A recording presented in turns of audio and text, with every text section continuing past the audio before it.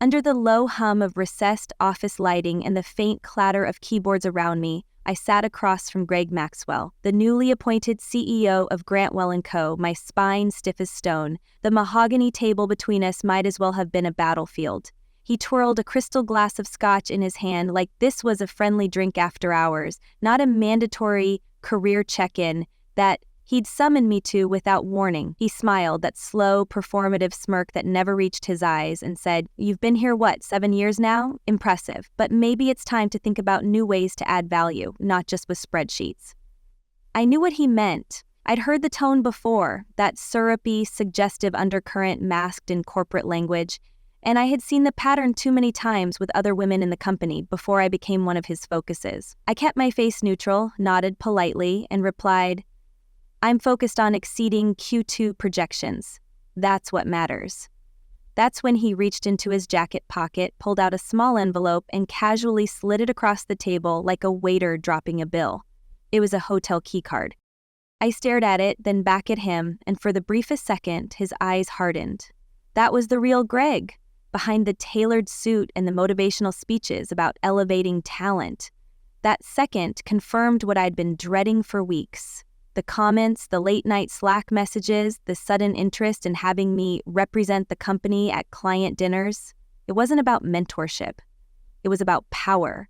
"There's a leadership offsite next weekend," he said smoothly. "Private villa. Would be great to have your insights off the record." My hand didn't move. I kept my voice even. "I don't mix business with anything off the record." He raised an eyebrow, chuckled like I was just being cute, and leaned back. "Don't overthink it. You work hard. You deserve to unwind." My heart was pounding, but I stood up calmly, pushed the key card back toward him, and said, "I already have plans. Thank you." Then I walked out, feeling his eyes burn into my back. That was a Thursday. By Monday morning, I'd been removed from the lead position on the firm's biggest account, the biotech client I'd brought in personally 2 years earlier. No explanation, no conversation, just a cold internal email notifying the team that Greg's strategic reshuffle would now place Evan Barnes, one of his old colleagues from a previous firm, at the helm. Evan, who barely understood half the metrics in the client reports. Evan, who once asked me to make the graphs less girly. The message was clear. I'd said no, and now I was being erased. Quietly, methodically, the whispers started. Colleagues who used to drop by my desk for advice stopped making eye contact. One even warned me in the bathroom, voice low, "You should be careful. They're saying you're emotionally unstable." Emotionally unstable, drama queen, difficult to work with. These were the labels they used when women like me didn't play along. But I wasn't going to break. I started documenting everything, the comments, the schedule changes, the reassigned projects. I bought a small voice recorder and started keeping notes after every meeting. I wasn't paranoid, I was prepared. Because I knew how this game worked. HR wouldn't protect me, they were the shield, the firewall. Their job wasn't justice, it was liability control. Still, I filed a formal complaint, detailed, professional, unemotional. I cited timelines, patterns, and specific language. I didn't mention the key card. Not yet. I wanted to see what they would do without the nuclear detail. The HR manager, Rachel something, gave me a tight smile and a "will investigate thoroughly" assurance. But a week later, I was called in again. This time, I wasn't offered scotch or a key card. I was offered a termination agreement. The reason? Disruptive interpersonal conduct. When I asked for clarification, Greg himself was in the room. He looked me in the eyes and said, "We've created a culture of innovation and trust, but lately your behavior has been, well, let's just say it hasn't aligned with our values. We wish you the best." They thought I would cry, that I would beg or make a scene, but I just nodded, took the folder, and walked out. I knew what they had just done, and they had no idea what I was about to do. I didn't cry in the elevator. I didn't cry on the walk to my car. I didn't even cry when I saw the cold white paper inside the folder they handed me with the words "severance package" printed like it was a gift.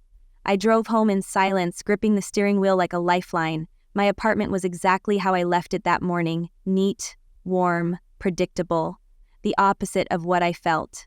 I placed the folder on the kitchen counter, made myself a cup of tea with shaking hands, and sat down. I stared at the severance letter, rereading the lines until they blurred. Due to conduct inconsistent with company standards, we are offering 3 months severance in exchange for a full release of liability. A full release of liability. That was the phrase they buried it all under. They weren't just firing me, they were buying my silence. A 3-month check in exchange for pretending none of this ever happened. I closed the folder slowly, set it aside, and opened my laptop. I started by downloading every work document I still had. Performance reviews, emails, Slack messages, client praise. I still had the message Greg sent late one night that said, "You have a way of lighting up a room that's rare in finance." At the time, I'd brushed it off as harmless. Now, it read like a neon sign. I opened my phone next and pulled up the voice memos I'd started recording weeks ago. My favorite was one where Greg, in a meeting, casually told a junior analyst, "Emily, here's the reason we close half our deals, and not just because she knows numbers." The men in the room had laughed. I hadn't. I didn't say anything that day, but I saved that moment, like currency. And now it was time to cash it in. I called my friend Allison, a former colleague who'd quit Grantwell the previous year and now worked in HR compliance at another firm. She answered on the second ring. "Emily, I heard something happened." I told her everything. Not the sanitized version I gave to HR, the full truth. The messages, the demotion, the reassigned projects, the key card. "Jesus," she muttered. "You have documentation?" "I have everything," I said quietly. So she didn't hesitate. "I know someone you need to talk to. Her name's Dana. She specializes in corporate harassment and retaliation cases. She's the real deal. Give her a call, like today." Dana responded within an hour. Her voice was crisp, focused, and not at all surprised by my story. "You're not the first, probably not the last," she said, "but the fact that you documented everything, that changes the game." We met the next day in her downtown office. I brought a USB drive, my voice memos, the severance package, and copies of performance reviews. She combed through them with clinical precision. "This is strong," she said. "They'll offer you money to disappear, but if you're willing to fight, we can go after a lot more than severance." I nodded. "I want to do this." She looked me in the eye. "Then let's make it hurt." Within a week, Dana filed a demand letter with Grantwell's legal team, outlining a case of sexual harassment, gender-based discrimination, and unlawful termination.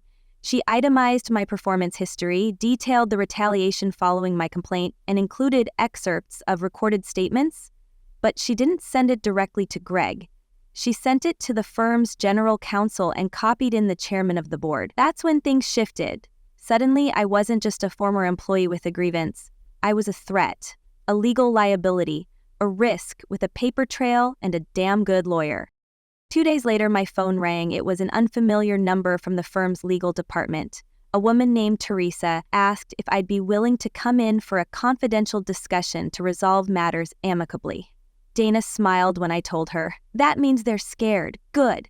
But we're not going in for a discussion. We're going in with leverage." She came with me to the meeting, briefcase in hand, her tone polite but icy. "Emily is prepared to move forward with litigation," she said. "But she is also willing to consider a settlement assuming it reflects the damage done." They tried to pretend they didn't know what we were talking about. "Greg has always demonstrated professionalism," Teresa said, as if reading from a script. Dana opened her folder and placed a printed email on the table. "Is it professional to invite a subordinate to a hotel and then reassign her accounts when she refuses?" Silence.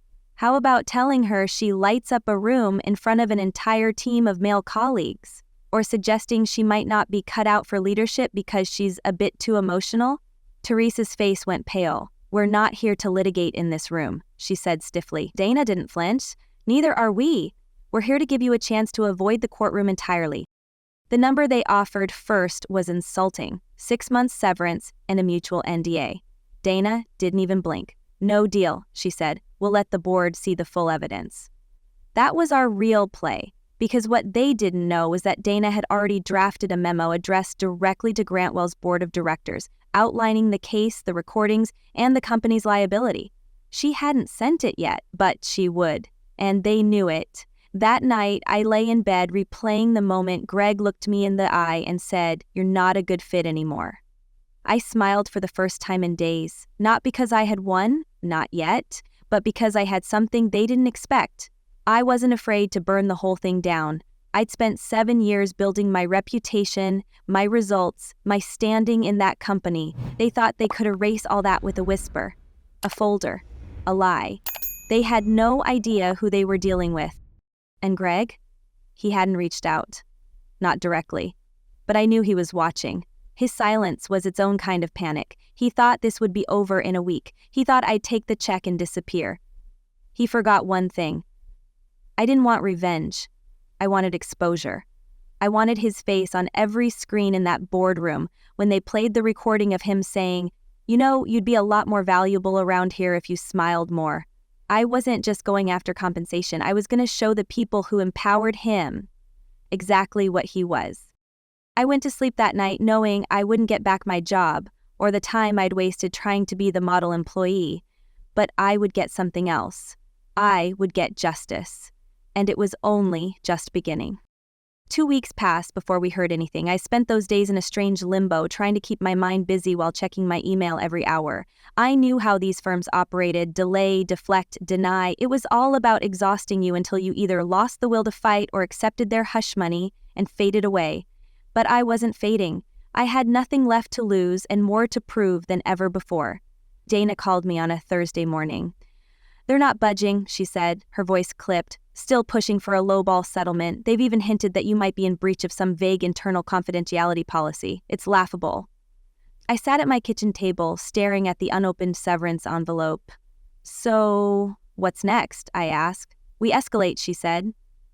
"It's time to go over Greg's head." That's when we began building what Dana called the board package. This wasn't just a letter. It was a strategic hit. A calculated, documented, airtight summary of not only what happened to me, but how the company knowingly allowed it to happen, and what their liability would be if it came out publicly. Dana and her team crafted every word with surgical precision. I helped assemble the evidence. We included email excerpts, memos, evaluations, performance charts, and most damning of all, the voice recordings. There were 4 in total, each under a minute, but every one of them clear as crystal. Greg making a joke about hiring more women for morale, Greg brushing off my client strategy with, "Maybe just let the guys handle this one, it's a little intense."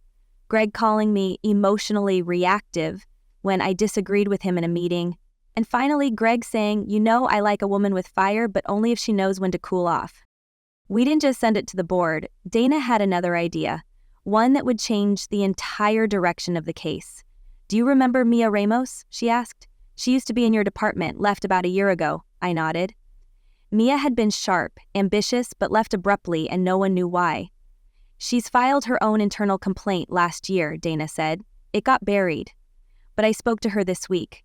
She's willing to submit an affidavit if we go public." I felt my stomach tighten. "She went through the same thing?" Dana nodded. "Different tactics, same predator. Greg's got a pattern. And the board needs to see that this isn't an isolated incident, it's a systemic failure, so we included it." Mia's affidavit, her words were raw, honest, and devastating. It detailed late-night meetings where she was encouraged to drink, being touched on the lower back during a company retreat, Greg's texts commenting on her appearance, and the way her career stagnated the moment she stopped responding. We sent the full board package by courier and by encrypted email. Dana made sure it was received by every voting member, including the chairman and the head of the audit committee, and then we waited. Again, but this time not for long. 3 days later, I got a call from a restricted number. I let it go to voicemail. It was the chairman's assistant asking if I would be available for a confidential conversation. Dana called them back directly and set the terms. We would meet in person, I would not be alone, and nothing would be agreed upon without legal review. The meeting was set for Monday in a neutral office building in Midtown. I wore a navy suit, the same one I had worn to pitch our biggest client 2 years ago, back when I still believed in the company. This time I wasn't there to close a deal, I was there to open a wound. The board chairman, a composed, silver-haired man named Walter Briggs, greeted us with a firm handshake and a quiet apology. "I want to be clear," he said, "this conversation does not imply an admission of guilt by the company, but we take the information you provided very seriously." Dana simply smiled and slid a printed copy of Greg's hotel keycard invitation across the table. Good, she said, because this is what's coming next if you don't. For the next 90 minutes, we laid everything out, every piece of evidence, every legal precedent, every risk. Dana wasn't emotional. She was exact. She cited similar high-profile cases and the settlements that had followed, 7 figures, not counting the PR fallout. If this reaches the media, she said calmly, we estimate reputational damage that could impact investor confidence, recruitment, and client retention. Walter didn't argue. He just nodded, asked a few clarifying questions, and promised a formal response within 48 hours. As we were leaving, Walter stopped me. Emily, he said quietly, I can't speak for what will happen next, but I'm sorry, no one deserves this. I nodded, not trusting myself to speak. I didn't need his sympathy. I needed action, and I was about to get it. The next morning, Grantwell's internal portal posted an executive leadership update. Greg was taking a personal leave of absence effective immediately. That was the first crack. The second came 2 hours later when I received an email from the legal department. They were prepared to open settlement discussions and reconsider the scope and terms of resolution. Dana called it for what it was, panic disguised as diplomacy. They know he's a liability now, she said. They want this to go away quietly. But we're not done. And we weren't. We didn't just negotiate for money, we negotiated for exposure, public acknowledgement, a formal apology, and a clause that Greg Maxwell would not be returning to the company in any capacity. The final offer? $1,400,000, 0 cents in damages and lost wages, plus a non-disclosure waiver, meaning I could speak about my experience provided I didn't reveal client sensory information. Dana looked at me across the table. It's your call, she said. You can take the money and still tell your story, or walk away and fight harder. Either way, they're scared. I signed. I didn't sign because I wanted the money. I signed because I wanted the freedom. I wanted to be able to say his name out loud without looking over my shoulder. I wanted other women to know that being called a drama queen wasn't a death sentence. It was the beginning of a very loud, very public reckoning. That night, I sat at my kitchen table again, staring at a different kind of folder. This one didn't hold severance. It held victory, it held truth, and I knew, as surely as I had known in that bar when Greg slid that keycard across the table, that I had chosen the right war. And I was just getting started. The news traveled fast, faster than I expected. Within a week of Greg's abrupt leave of absence, whispers began circulating across the industry. No official press release was made, but insiders always talk. A partner at a competitor firm reached out through LinkedIn with a cryptic message. Heard some truth finally made its way to the top. Good on you. I didn't reply, but I smiled. That was the beginning of what I would come to call the ripple. Not just the exposure of a toxic leader, but the shaking of the foundation beneath every silent accomplice who had stood by him, smiled at his jokes, and signed off on the cover-ups.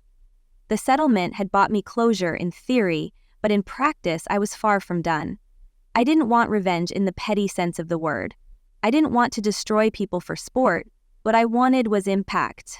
I wanted to make sure that what happened to me wouldn't happen to the next woman who dared to be competent without being compliant. 2 weeks after the agreement was signed, I was invited to speak, unofficially, off the record, to a small group of women in tech and finance. The organizer was a former colleague of mine, Ava, who had left the corporate world entirely and now ran a leadership development nonprofit. She'd heard about my case through back channels and wanted me to share what I'd learned. I hesitated at first. I wasn't used to being the one in the spotlight. I had spent most of my career being dependable, consistent, the woman who got things done quietly while others took credit, but something had shifted in me. I wasn't hiding anymore. I said yes. The room was smaller than I imagined, maybe 20 women sitting in folding chairs in a converted co-working space downtown. The lights were warm, not fluorescent. There were no name tags, no PowerPoint slides, just people who wanted to understand how to navigate a system that had been designed to crush them slowly and silently.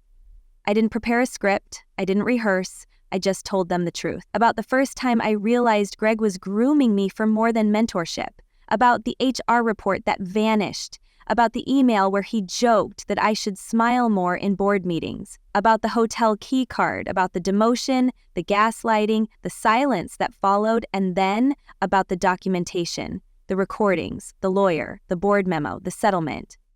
I didn't cry while telling it, but a few of the women did. One of them, a senior manager at a tech firm, raised her hand and said, "How did you know you had enough? Like enough evidence, enough justification to act?" I thought about it for a second and said, when I realized they'd already decided to ruin my career. I wasn't protecting anything anymore.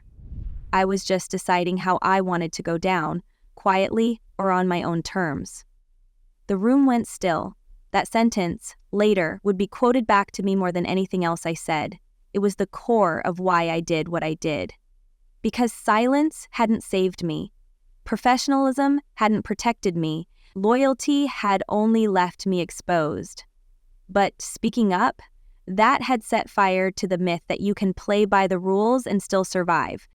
After that event, Ava introduced me to others. Journalists, advocates, former employees of Grantwell who had their own stories, not just about Greg, but about other executives, other departments, other scars.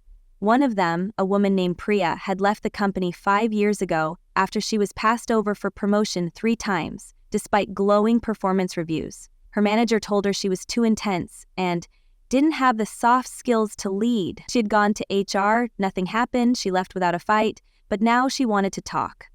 I gave her Dana's number. Around the same time, I got a call from someone I hadn't expected. Mia Ramos. We had included her affidavit in our board memo, but we hadn't spoken since. She sounded nervous at first, unsure if she was imposing. "I just wanted to say thank you," she said.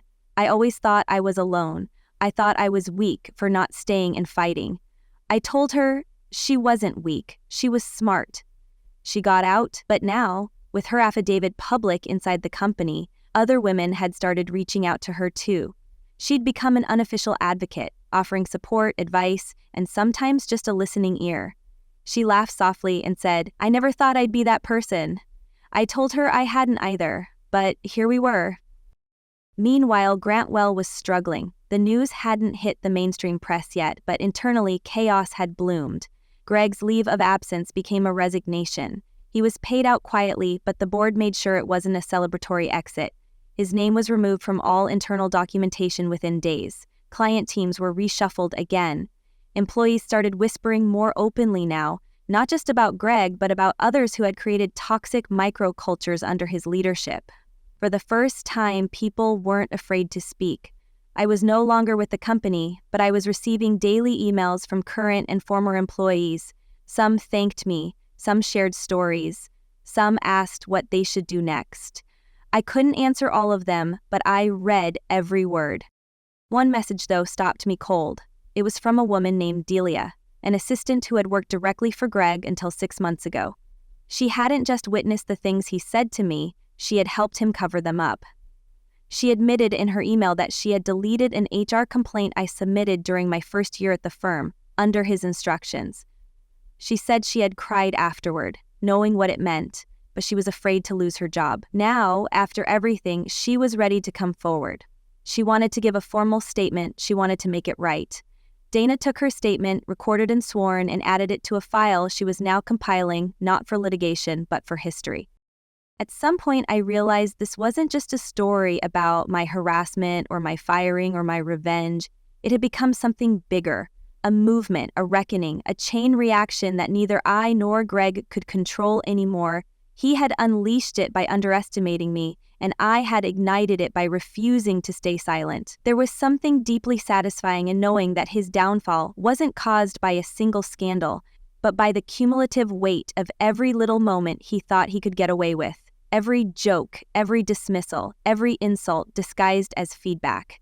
It wasn't just my voice that brought him down, it was all of ours. One night, I opened a new email from a current employee who had just returned from maternity leave. She wrote, "When I came back, everything was different. People actually listen to me in meetings now. I'm not being asked to take notes every time. I don't know what exactly you did, but thank you." I sat there staring at the screen, and for the first time, I cried.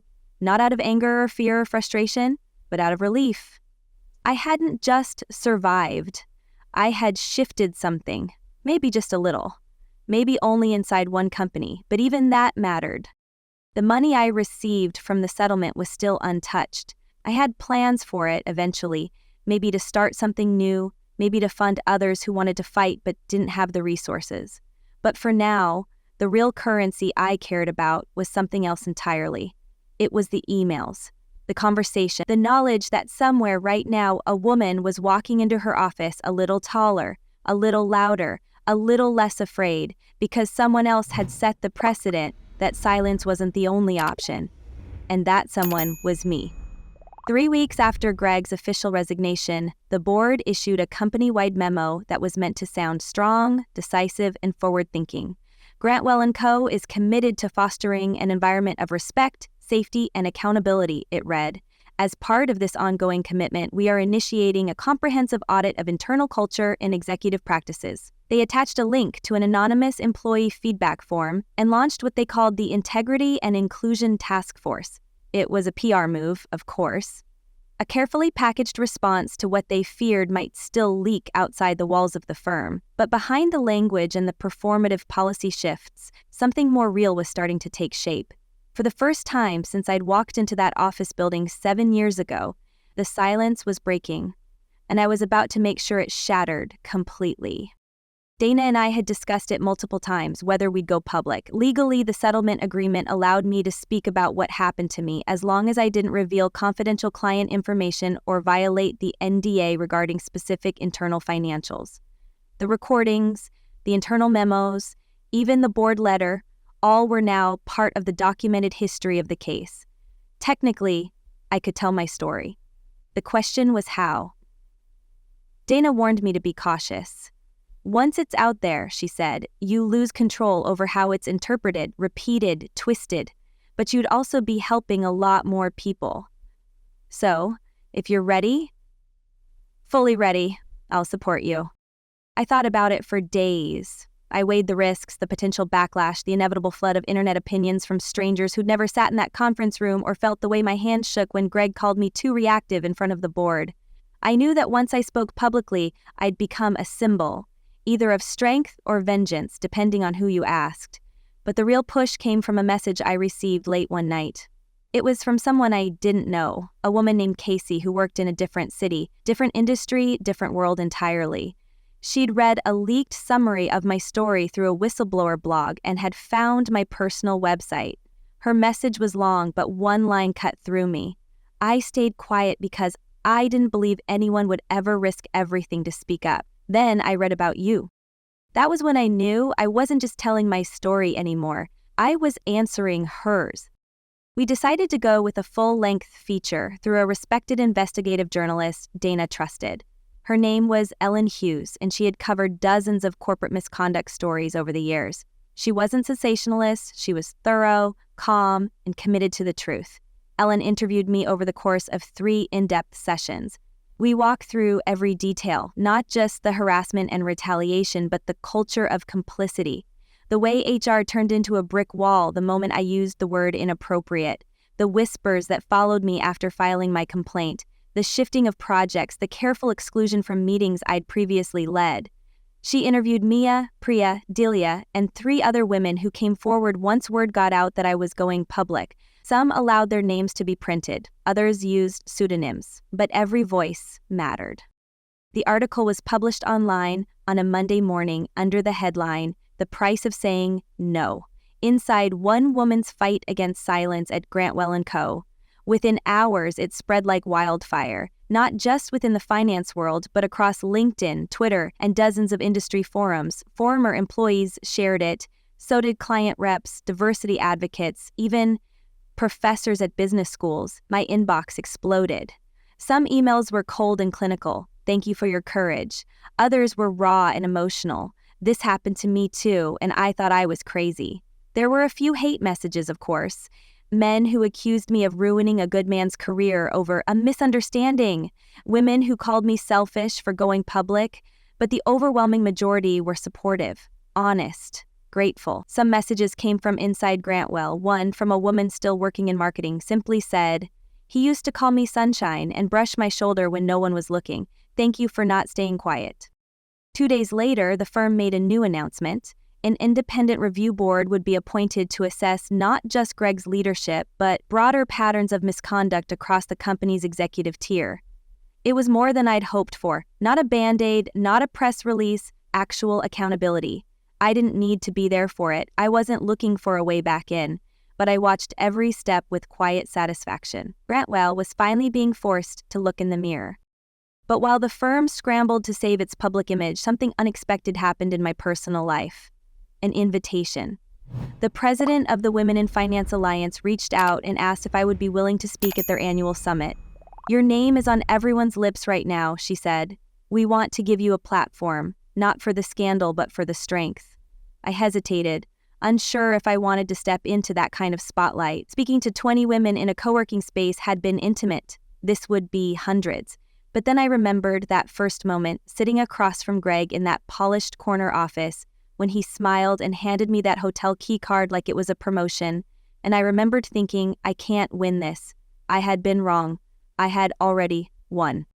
So I accepted. The summit was held in Chicago, in a grand old hotel with high ceilings and velvet curtains and rows of polished seats filled with women in navy suits and sharp heels. I stood at the podium, notes in hand, heart hammering, and for the first minute, I couldn't speak, not because I was nervous, but because I saw their faces. Some looked tired, some looked angry, some looked like they were holding their breath, waiting for someone to say what they hadn't been able to say out loud. I put the notes down. I told them about my first year at Grantwell, about how I worked twice as hard for half the credit, about the men who called me kiddo in meetings while I explained risk models they barely understood. I told them about Greg, about the comments, the key card, the retaliation. I told them how I documented everything, how I hired a lawyer, how I wrote that memo to the board. I told them about the moment I walked away with a $1,400,000 0-cent settlement and still didn't feel victorious until I saw another woman raise her hand and say, "I'm not afraid anymore." By the end of my talk, the room stood in silence, and then, applause.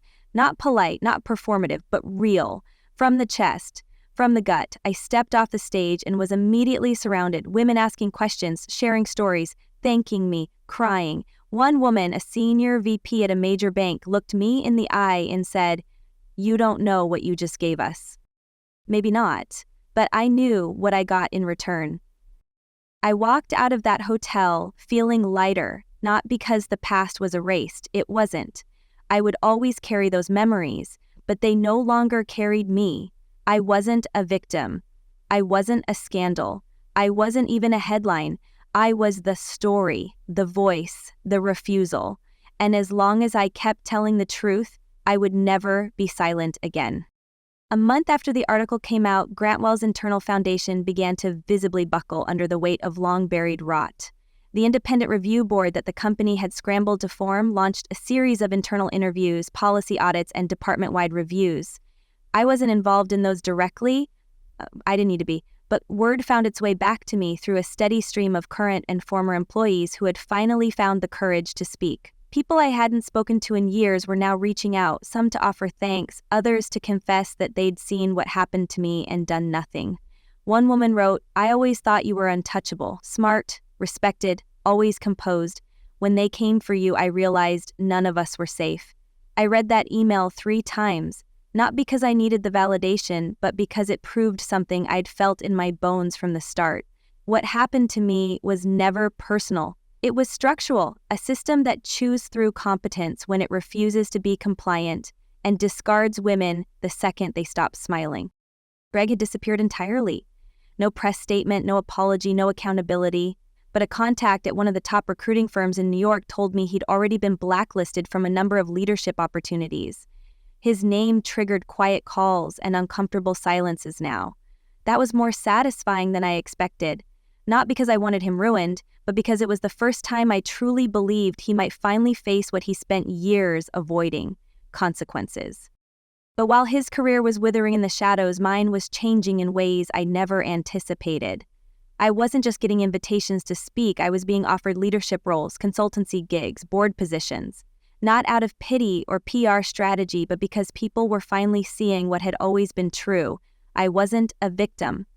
I was a strategist, a builder, a fighter who didn't just survive, I redesigned the battlefield. One offer came from a mid-sized but rapidly growing financial consultancy on the West Coast. Their founder, a woman named Leah, called me personally. "We've followed your story," she said. "But I was following your work before any of that. The way you handled the Morales acquisition, I still use it in my leadership workshops. We need someone like you here, not for optics, for impact." I flew out a week later, toured the office, met the team, and knew within the first hour that this was the place. It was nothing like Grantwell. No corner offices, no hierarchy etched in marble, no silent stares when women spoke too confidently.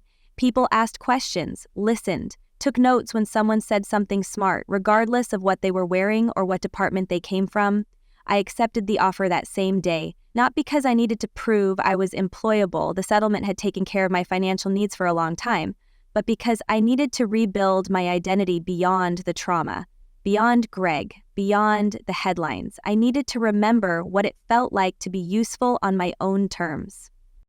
The first few weeks in the new office were strange, like waking up in a different life. People knew my story, of course, but they didn't define me by it. They didn't ask about the scandal or the lawsuit or what Greg had said to me behind closed doors. They asked about strategy, forecasting, how to pitch to institutional investors in a shaky market. I had spent so long preparing to fight that I forgot what it was like to simply do my job, to be trusted again. The moment I felt that trust return was during a quarterly planning meeting. The team was stuck on a client retention issue, circling the same tired ideas. I suggested a layered feedback approach using anonymized post-engagement surveys paired with account-level reporting, a method I had developed during my third year at Grantwell but had never been allowed to implement. The room went quiet, then lit up with questions, excitement, momentum, and no one called me intense for caring too much. That night, walking home through the quiet streets of a new city, I finally let myself breathe. Not just a sharp inhale between fights, but a real breath. The kind that says, "I'm safe now. I'm seen." Still, part of me remained tethered to the story I'd helped ignite. Dana and I stayed in contact regularly, not just as former client and attorney, but as allies. She was now working with several of the other women who had come forward after my article. We met up for coffee one afternoon and she brought a thick manila folder with her. "These are from the internal audit," she said, sliding it across the table. "Anonymous, but the stories are almost carbon copies of yours. Greg wasn't the only one, he was just the most obvious. There's a pattern here and they know it." I flipped through a few pages reading notes from women who described being excluded from deals after maternity leave, passed over for promotions, discouraged from taking client-facing roles because of their presentation. It was the same language, the same tactics, over and over again. "What happens to all this?" I asked. Dana leaned back. "Some will get buried, some will spark more investigations. But every word in there is now part of the record. They don't get to pretend anymore." A few weeks later, I received a letter forwarded to my new office. It was from one of the junior analysts who had joined Grantwell during my last year there, a young woman named Sasha. I barely remembered her, only that she had once quietly asked if I'd look over her proposal draft, which I did. In her letter she wrote, "After you left, I thought maybe you were just unlucky, but then I read the article. I realized I wasn't imagining things. I wasn't being too sensitive. You helped me see that my discomfort was valid.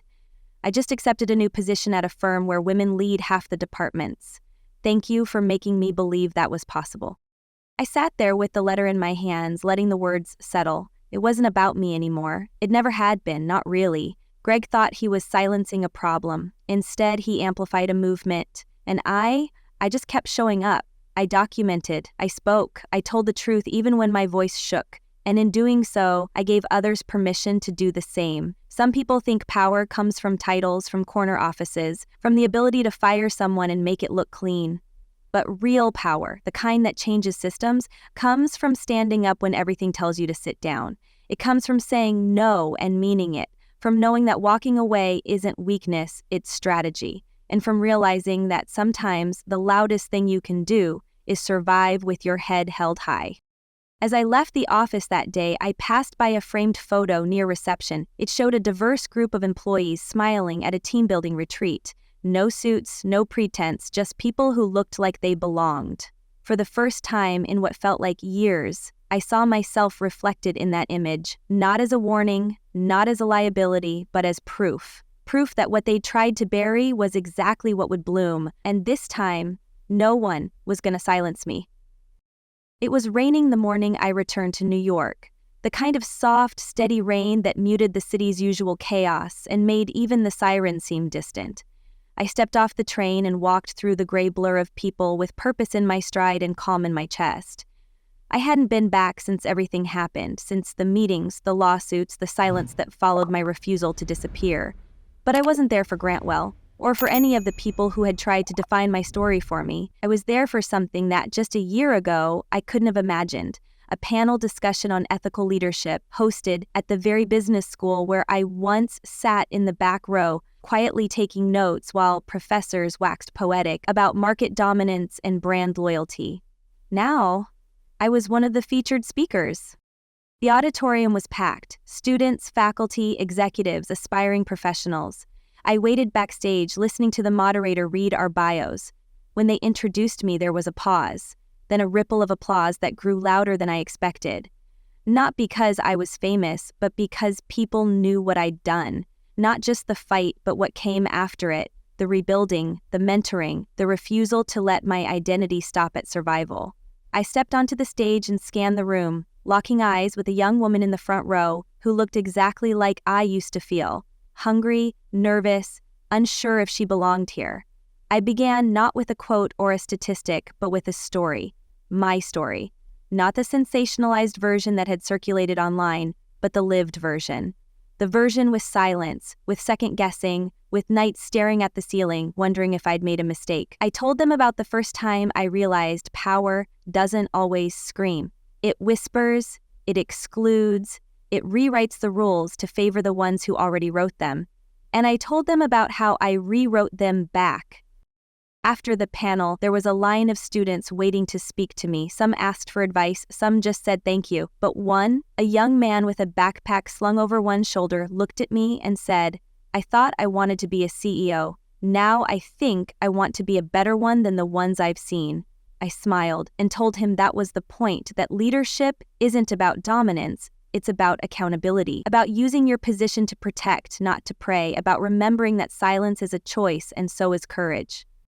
Later that afternoon, I walked past Grantwell's headquarters. I hadn't planned to. I was on my way back to the train station and I almost turned down another block to avoid it, but something told me to keep walking. The building looked the same, glass and stone, cold and gleaming, but it felt different. Not smaller exactly, but no longer towering. Just another office filled with people trying to hold on to what they think makes them untouchable. I stood across the street for a moment, watching as employees came and went, coats pulled tight against the rain. One woman stepped out with a coffee in each hand, laughing with a colleague. I wondered if she was new, if she'd heard my name in a training seminar or a quiet conversation over lunch, if she knew that she could say no and still keep walking forward.